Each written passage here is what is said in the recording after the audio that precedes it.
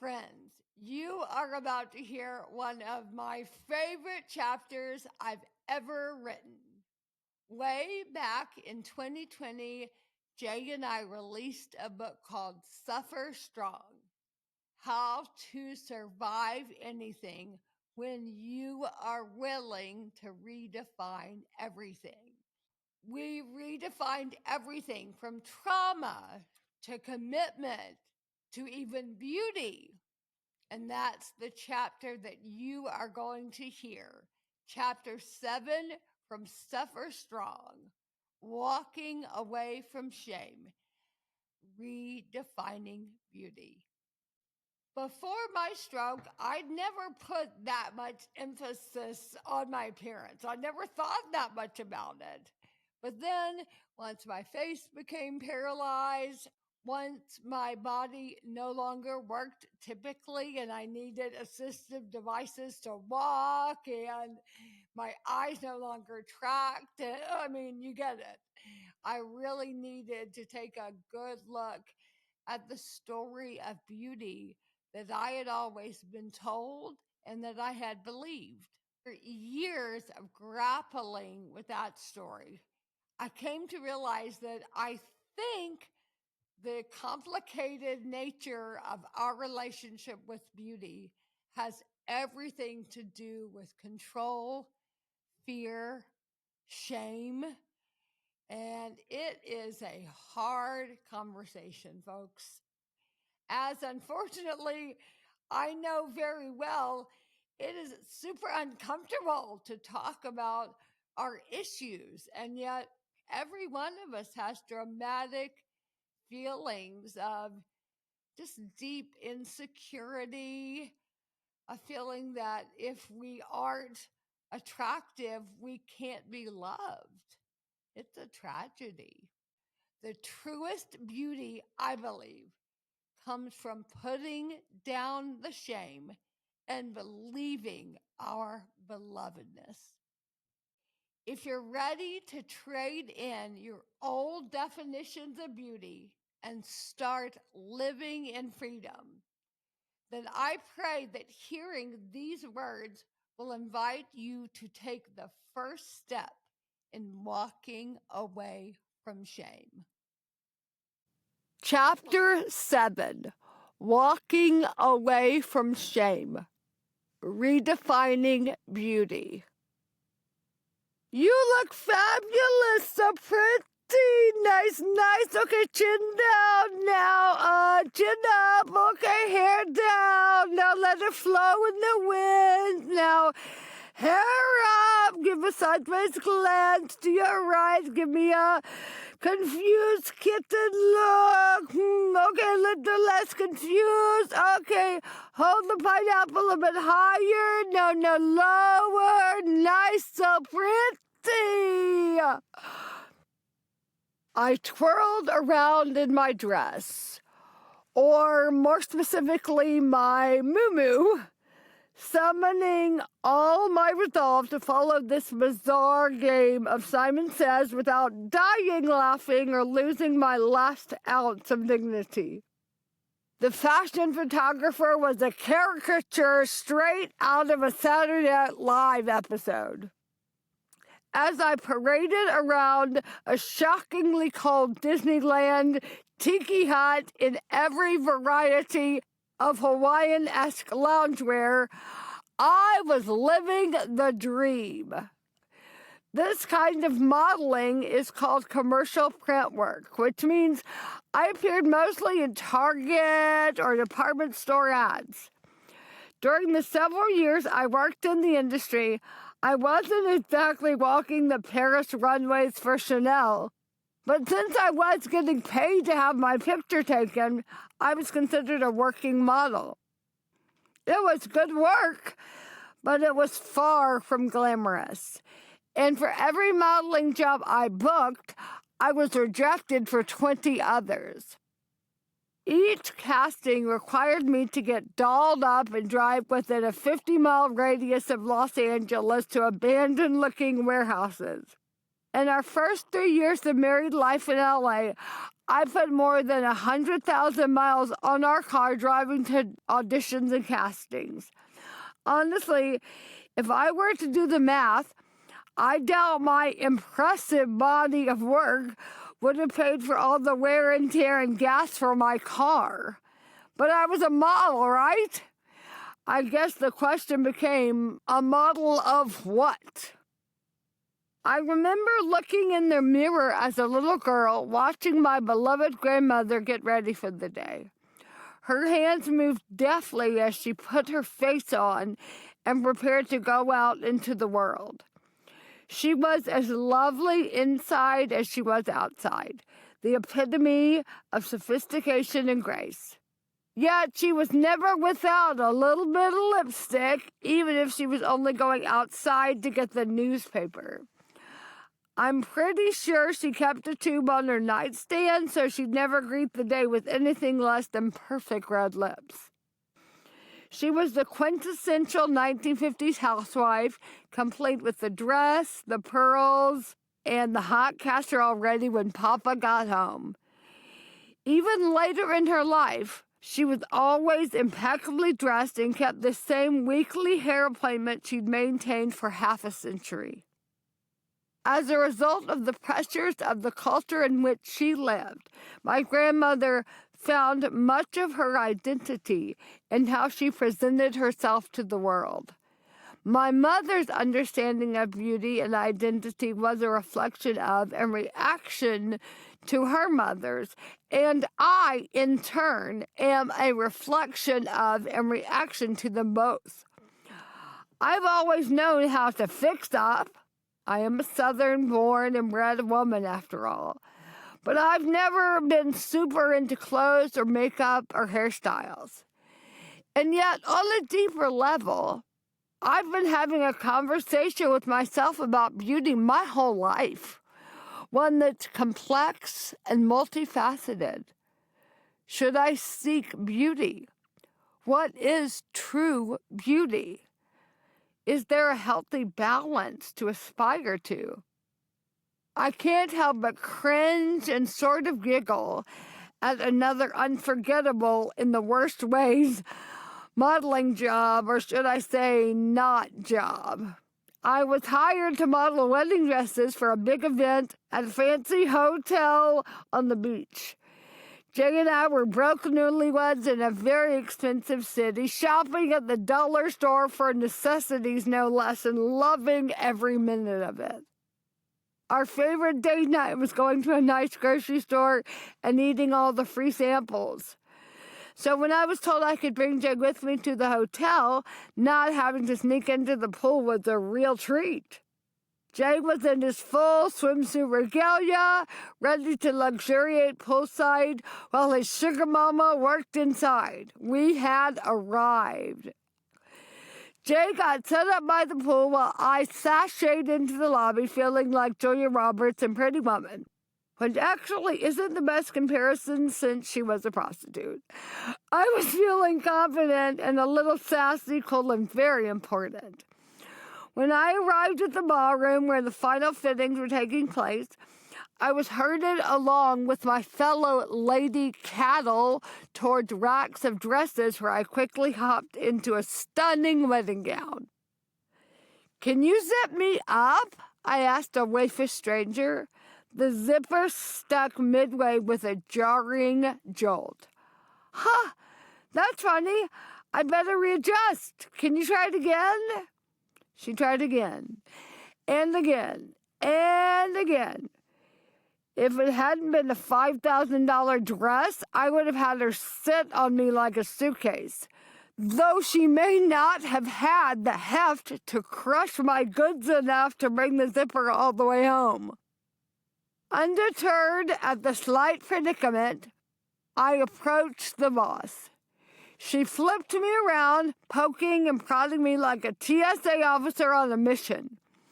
Then, with a look of both disgust and satisfaction, she said nonchalantly, "Since you're too fat to fit in the dress you were hired to wear, you're fired."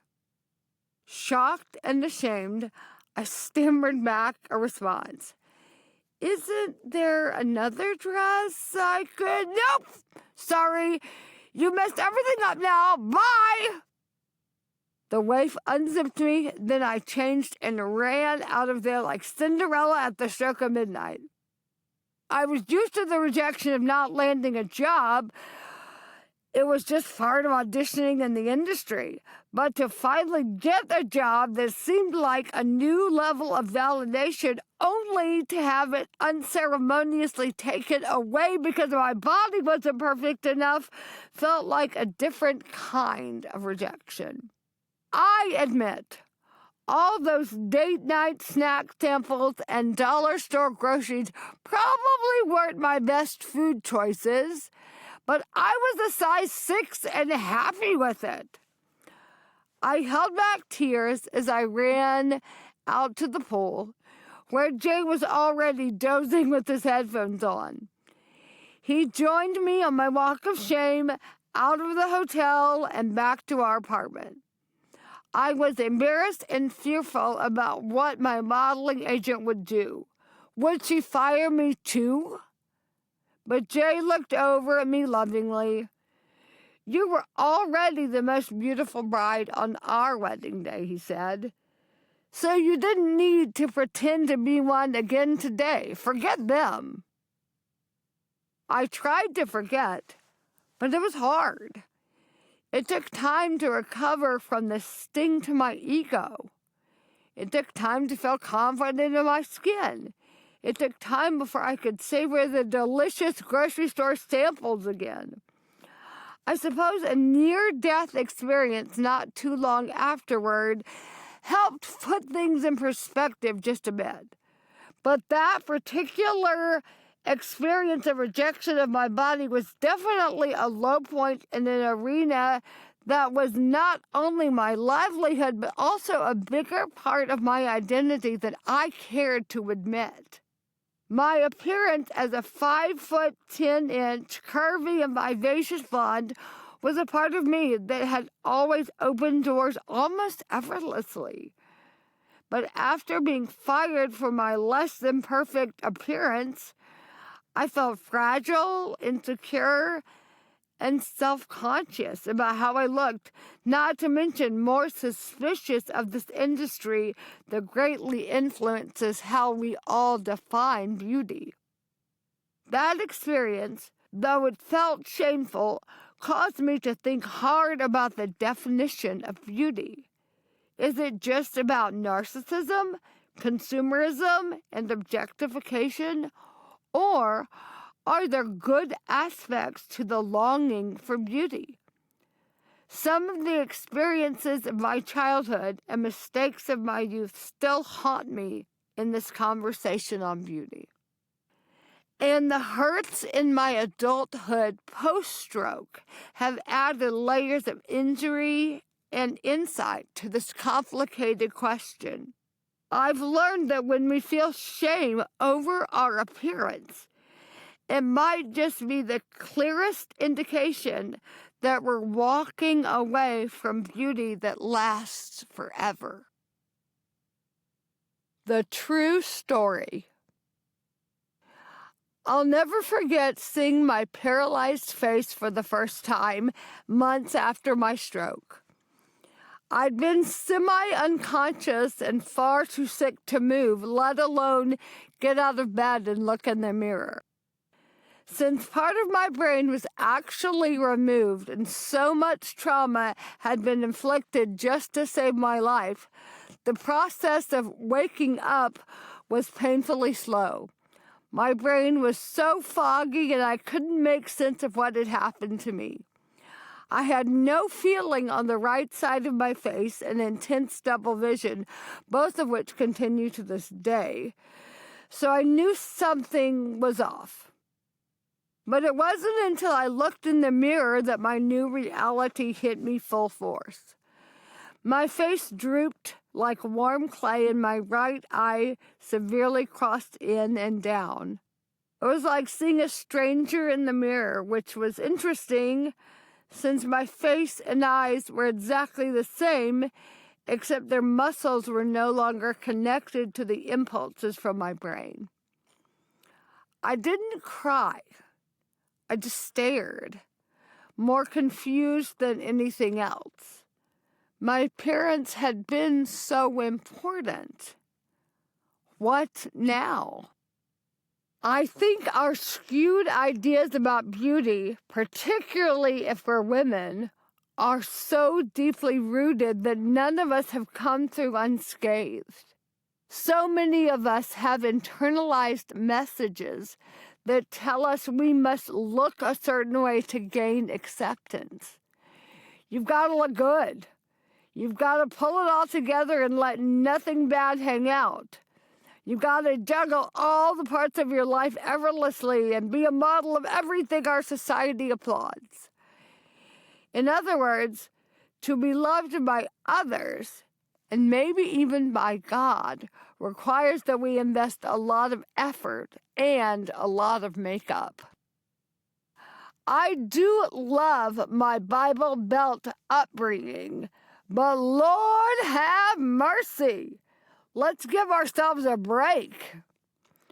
Well, these issues tend to particularly affect females. This conversation is important for men, too. Men certainly can be subject to some of the same struggles over self-image and self-worth, given the general lack of wise voices and teachers in these arenas. All of us are impacted. Yes, in some ways, men are part of the problem, but by no means are they the only problem, and they are not the only solution. We need to be in this conversation together because that's the only way we'll ever find healing. Everyone's voice and listening ear and compassionate heart are needed to move forward. We all need to ask ourselves, who is telling us the story about our beauty? Is it an industry whose sole purpose is to sell us a cure for our humanity? If companies' messages about beauty only told us how unique and lovely we already are, then we wouldn't need to buy anything from them. We also need to ask ourselves if we're listening to wounding voices from our childhood, families, spouses, or strangers. Voices that tell us that in order to be beautiful, something must be sucked in, plucked out, or covered up. Over the years, I've succumbed to these messages, going to some extreme measures to be thin and considered beautiful. I remember in junior high trying to make myself throw up like the cool girls did. Try as I might, my stomach wanted to keep in the bounty I had stuffed into it earlier. All I could get out was a little burp. My parents tried to encourage healthy habits and accountability by dropping me off at Weight Watchers and not so subtly recommending that I walk home. But usually my big walk would serve up a mighty appetite and I'd eat 10,000 calories upon arrival. I eventually found a healthy rhythm of exercise I liked and achieved moderation in my eating. Ironically, between my impaired swallow now and the inability to be very active, gaining weight is hard because I can't eat much. I wouldn't recommend this route to skinniness to anyone, by the way. But the longing for beauty isn't just about our faces or our waistlines, is it? At its core is the reality that our bodies will never be any younger than they are today. We will never revert to the flexibility or metabolism or possibilities we had before. Even if I didn't look in the mirror, all I'd need to do was listen to the creaks and cracks of my beat-down, disabled body. I kid you not, I've got a recurring monthly Amazon order for Thermacare heated back patches. Truly, when I had the stroke, my 26-year-old body suddenly morphed into a 76-year-old body. It was as if my spry, dry clean only earth suit fell out of the back of the car on the interstate and was run over by multiple 18-wheelers and then used as a bed for wolf cubs before being accidentally washed on hot and dried on high. My laundry list of health issues has gifted me with one interesting benefit, however. No single issue could become my entire focus. My facial paralysis wasn't going to be the end of the world, because after my stroke, I couldn't walk or eat either. In the same way, perhaps all of us can learn how to redirect our focus from our navels to what's going on around us, to other people, to God. Pastor Rick Warren has a notion about this that I love. Humility is not thinking less of yourself. It is thinking of yourself less. In other words, obsessing about ourselves too much prevents us from sharing our true beauty with the world around us. The experience of living through near death and disability not only has compelled me to question the definition of beauty, but it also has helped me to embrace the divine love that reaches into every part of me, not just my appearance.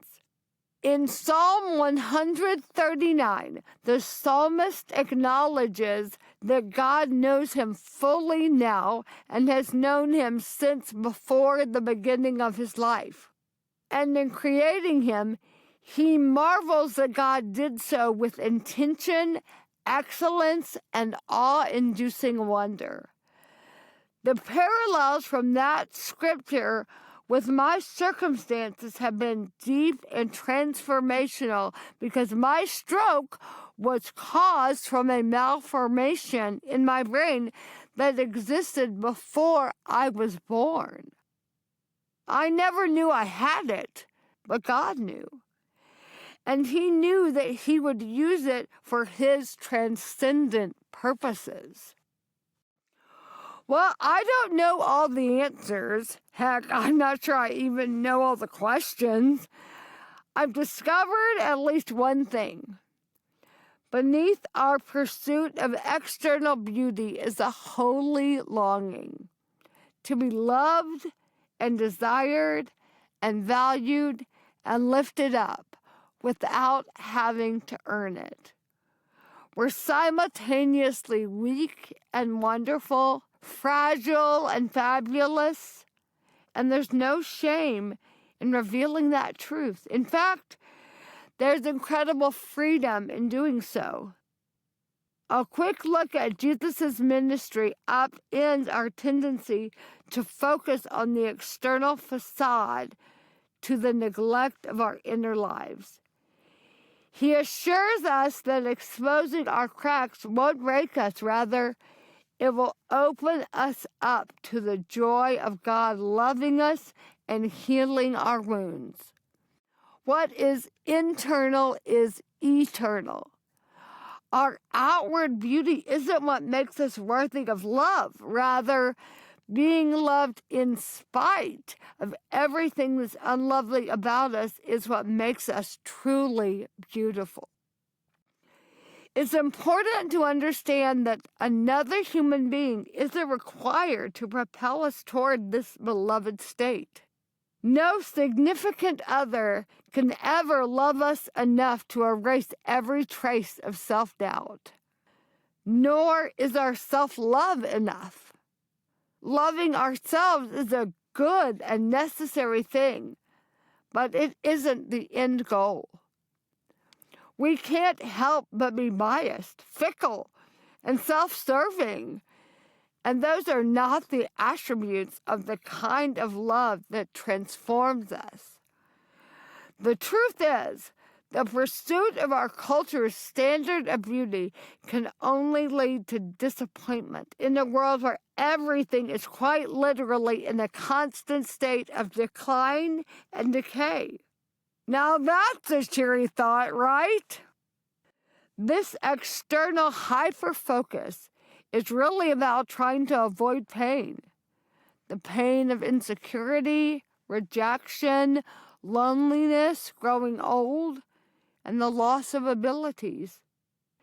Since these experiences are inevitable parts of our humanity, attempts to avoid them will leave us feeling endlessly unsatisfied and hopeless. In trying to avoid the pain, we end up making the pain much worse. The pursuit of superficial beauty and, at its core, the quest for immortality can lead only to a harsh reality that death is closer than we think. And no magic supplement, treatment, surgeon, or prayer can do a thing to prevent it. While I still look in the mirror and often don't love what I see, with each passing year, I long for the kind of beauty that is ultimately produced only by a divine love that heals, refines, and makes me whole. God embodied.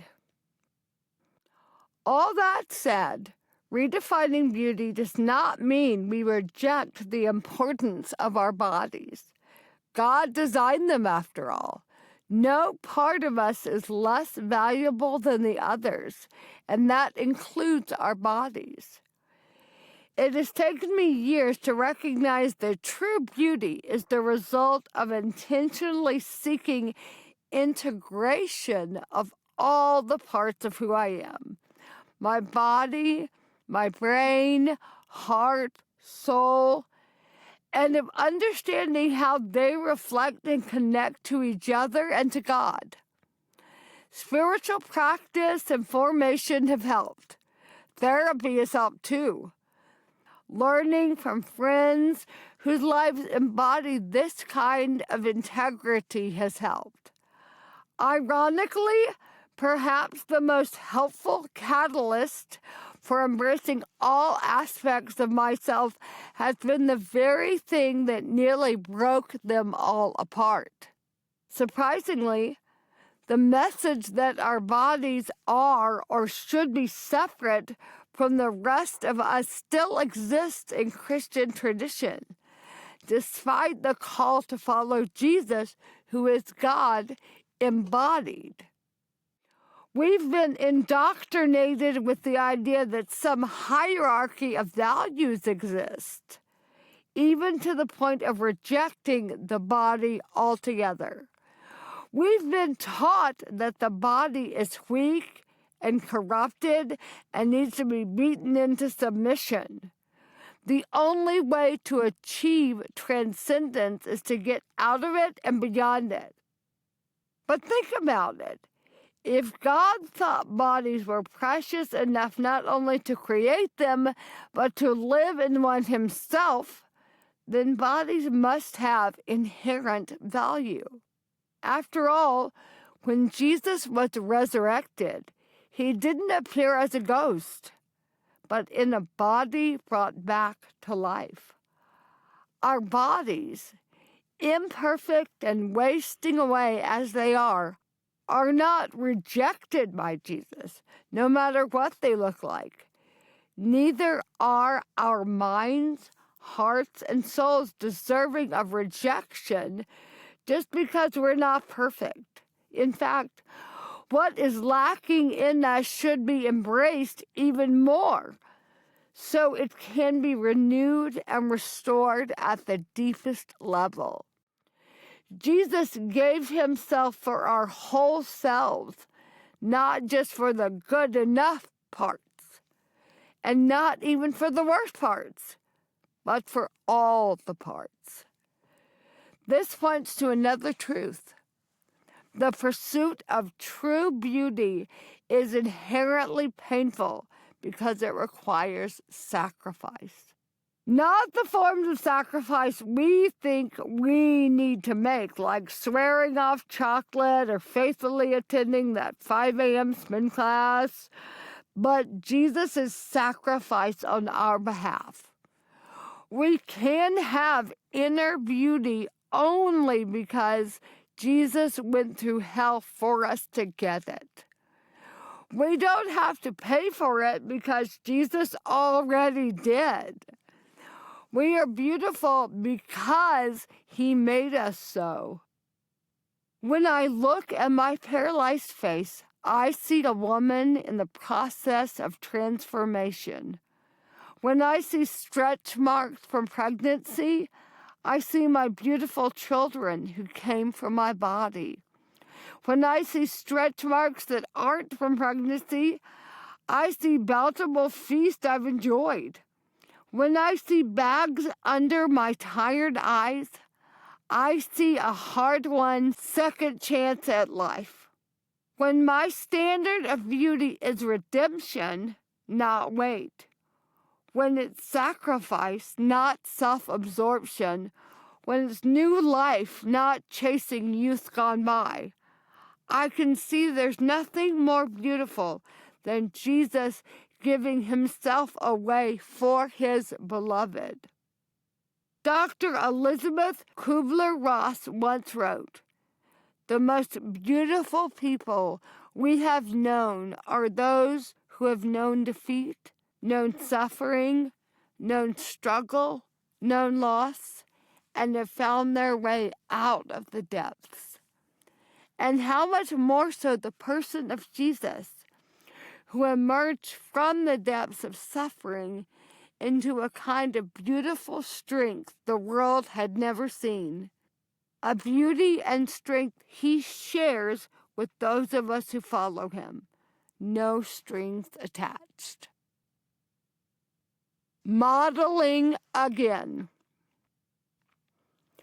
4 years after the stroke upended our lives, I received a phone call inviting me back to a part of my life I thought was gone forever. It seemed like a lifetime had already passed since I'd done anything other than physical therapy. And that summer, I'd fallen and broken my leg so severely that a metal rod had to be installed. Though I embraced the fitting new name my friends gave me, the Steel Magnolia, more wounding was a shocking blow.